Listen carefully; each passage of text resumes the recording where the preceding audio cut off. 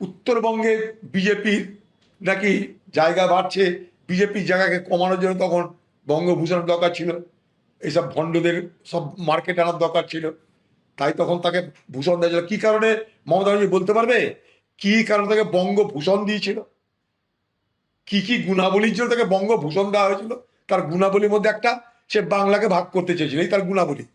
তার জন্য তাকে বঙ্গভূষণ দেওয়া হলো, তাকে ম্যানেজ করার জন্য, মন্ডা দিয়ে ম্যানেজ করা।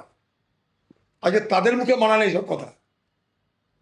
যে অপরাধ মমতা ব্যানার্জির আমলে হয়েছে সেই অপরাধ এ আমলে হচ্ছে, শুধু সরকারের রং পাল্টেছে, নীল থেকে গেরুয়া হয়েছে, বাট মানসিকতা কোনো পরিবর্তন হয়নি। অনন্ত মহারাজের বঙ্গবিভূষণ সম্মান এবার কেড়ে নিল সরকার। নেতাজিকে অপমান, সম্মান হারালেন বিজেপি সাংসদ অনন্ত মহারাজ। তৃণমূল জামানায় অনন্ত মহারাজকে দেওয়া হয়েছিল বঙ্গবিভূষণ সম্মান, আর এবার সেই সম্মানই কেড়ে নিল বিজেপি সরকার। 21শে ফেব্রুয়ারি অনন্ত মহারাজকে বঙ্গবিভূষণ সম্মান দিয়েছিল তৃণমূল সরকার। নেতাজি সুভাষচন্দ্র বসুকে নিয়ে করা মন্তব্যের জেরে যে বিতর্কের সৃষ্টি হয়, তারপরেই এবার এই বিজেপি সরকার সেই সম্মান অর্থাৎ বঙ্গবিভূষণ সম্মান অনন্ত মহারাজের থেকে কেড়ে নিল। অনন্ত মহারাজের করা কোন মন্তব্যের প্রেক্ষিতে বিতর্কের সৃষ্টি হয়েছিল গত মাসে এবং তার আগের মাসে? অনন্ত মহারাজ তিনি ঠিক কি বলেছিলেন নেতাজি সুভাষচন্দ্র বসুকে নিয়ে, শুনুন। Netaji is a war criminal, যায় দেশের বিরুদ্ধে যুদ্ধ করে, বন্দুক তোলে না, দেশদ্রোহী হয় না নয়? ওই নেতাজি দেশের বিরুদ্ধে যুদ্ধ, বন্দুক ধরছে না, নাই ধরে দেশদ্রোহী হয় না নয়? দেশদ্রোহী হয় না নয়? আর দেশ স্বাধীন করলো না আমরা, হ্যাঁ? আর কারো বলে সিআই সিএ বলে নেতাজি। নেতাজি তোমার কোটে কোটে ঢুকে আছে, ডিএনএ টেস্ট করা হবে। তোমারটা লুকিয়ে আছে, তো লুকিয়ে আছে। Netaji is a war criminal. আমার মহারাজা চার্টার অফ অ্যাক্ট যুদ্ধ করার পরে, নানের সাথে যুদ্ধ করার পরে হিটলার এবং আজাদিন ফৌজকে ডিস্ট্রয় করেছে। হ্যাঁ, এই আজাদিন ফৌজ নেতাদের বাপের তাগত আছে নাকি অর্গানাইজ করে ফৌজ বানায়? সব ভারত ব্রিটিশের সৈন্যটা, ব্রিটিশের সৈন্য, ব্রিটিশের সৈন্যকে জার্মান নিয়ে গেছে বন্দি বানায়, আর সেই জার্মানে নেতাজিকে দিছে, আর নেতাজি সেটাকে অপব্যবহার করেছে। আজকে যদি আমি গভর্নমেন্টের বিরুদ্ধে একটা পিস্তল দেখাই, আমাকে এনকাউন্টার করবে কিনা বলেন? তা ব্রিটিশের শাসন ছিল, তা ব্রিটিশের যখন শাসন ছিল, তা ব্রিটিশের শাসন ছেড়ে চলে যায় নাই। তো সেই ব্রিটিশের বিরুদ্ধে যে আজাদিন ফৌজ গান ধরেছে, বন্দুক ধরেছে, তাদের স্ট্যান্ড হ্যান্ড কেন দিল না? মৃত্যুদণ্ড কেন দিল না? তাদের কাস্তি দিল কেন? নেতাজি সুভাষচন্দ্র বসুর অপমান মানবে না সরকার, কোনোভাবেই রেয়াত করা হবে না। গতকালই কড়া হুঁশিয়ারি দিয়েছিলেন মুখ্যমন্ত্রী শুভেন্দু অধিকারী, শুনুন।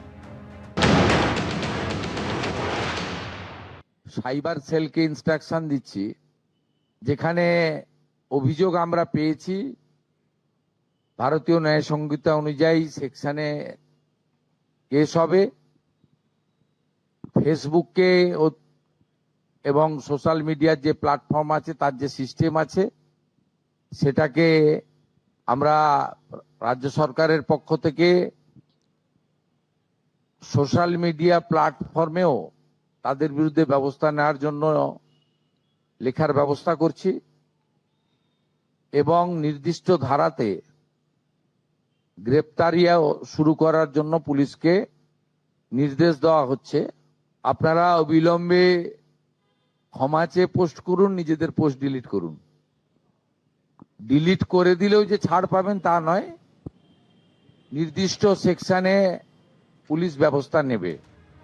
নেতাজিকে দেশদ্রোহী বলে আক্রমণ, এখনো অনড় বিজেপি সাংসদ অনন্ত মহারাজ। গতকাল মুখ্যমন্ত্রী শুভেন্দু অধিকারীর কড়া হুঁশিয়ারির পরেও নিজের অবস্থানে অনড় অনন্ত মহারাজ।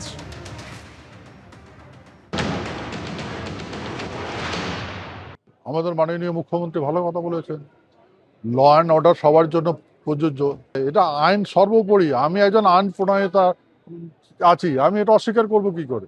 কিন্তু কথাগুলো আমি অপমান কাকে করলাম? জেল যদি দিতে, কাকে দিতে হবে? আমি তো আমার তো একটা কথা বলি নেই, আমি বারবার বলছি আমি এভিডেন্সে কথা বলছি। তত্ত্ব যা বলছে সেটাই বলছি। তত্ত্ব বলার যদি অপরাধ হয়ে থাকে, দেখুন আমি বলছি, এটা এটা দেখুন, এটা খসড়া রিপোর্টের এটা আছে। ইনি বলেছে ওয়ার ক্রিমিনাল বলে, আমি তো বলিনি। এখন সত্য মিথ্যা এটা গভর্নমেন্টকে বলতে হবে, এখন গুগলে আছে, ইয়াতে আছে, তাকে বলতে হবে, আমি তো কিছু বলিনি। এটা কি আমার বলা অপরাধ? যদি মিথ্যা হয়ে থাকে তা এটা ঘুরছে কি করে? তো গভর্নমেন্টকে দেখা উচিত। আর এই কথাটা তো জওহরলাল নেহরু বলেছে। হ্যাঁ, জওহরলাল নেহরু ক্রিমিনালিটি কে বলেছে? প্রধানমন্ত্রীকে বলেছে। তা আমি মিথ্যা কথা কোথায় বললাম? দেখুন, নেতাজি সুভাষচন্দ্র বসু প্রত্যেকটি জাতীয়তাবাদী মানুষের অন্তরের অন্তঃস্থলে তার কালোজয়ী সত্তা নিয়ে প্রতিষ্ঠিত। নেতাজি নেতাদের নেতা। নেতাজি সুভাষচন্দ্র বসু ভারতবর্ষে উপস্থিত থাকলে এভাবে ক্ষমতার হস্তান্তর হতো না। রাজনৈতিক মতপার্থক্য থাকতে পারে, কিন্তু নেতাজি তার কালোজয়ী সত্তাকে নিয়ে সমস্ত কিছু উত্তরণ ঘটিয়ে দিয়েছেন। নেতাজি সুভাষচন্দ্র বসুকে নিয়ে মানুষের আবেগ যদি আহত হয়, তার জন্য পার্টি চিন্তাভাবনা করবে। এমপি এমএলএ যদি এ ধরনের কাজ করেন, দলের সংসদীয় বোর্ড আছেন, সর্বোচ্চ নেতৃবৃন্দ বিষয়টি দেখছেন এবং দেখবেন। এবিপি আনন্দ, এগিয়ে থাকে, এগিয়ে রাখে।